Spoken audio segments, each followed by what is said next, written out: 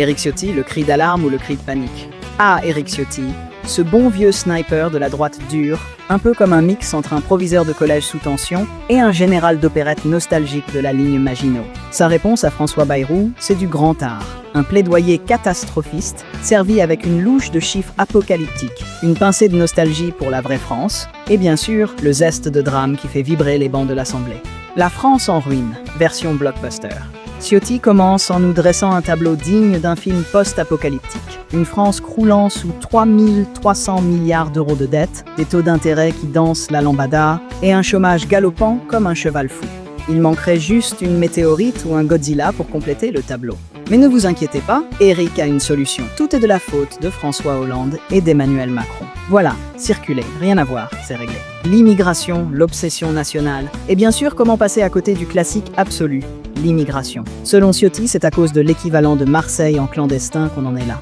Il n'y a plus d'hôpitaux, plus d'écoles, plus de sécurité. Éric, c'est un peu comme ces types au comptoir du PMU qui te refont le monde à grands coups de phrases définitives.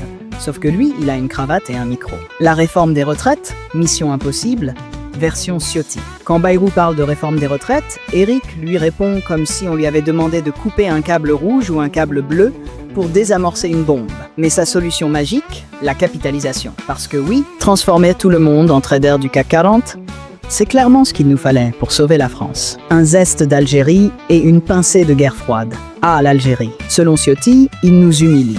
Le problème, ce n'est pas que l'histoire coloniale soit complexe, c'est juste qu'ils ne reprennent pas leurs délinquants. Apparemment, en 2024, on en est encore à voir nos relations internationales comme un jeu de ping-pong mal réglé. C'est beau, c'est vintage. Un final en feu d'artifice, ou en pétard mouillé. Ciotti conclut en appelant à l'autorité, la justice et l'ordre, comme si on était en plein scénario de Mad Max au-delà du dôme du tonnerre. Mais pas d'inquiétude, l'UDR a des propositions. On attend toujours le livret explicatif, parce que pour l'instant, ça ressemble à une recette sans ingrédients. La vraie morale de l'histoire. En somme, le discours de Ciotti, c'est du grand classique. Beaucoup de bruit, des solutions floues, et une obsession pour un passé glorifié qui n'a probablement jamais existé. C'est comme un vieux disque rayé qu'on ressort à chaque crise. Mais rassurez-vous, tout ça est fait pour la France. Enfin, pour leur France à eux. La vôtre, ça dépend si vous avez un visa en règle.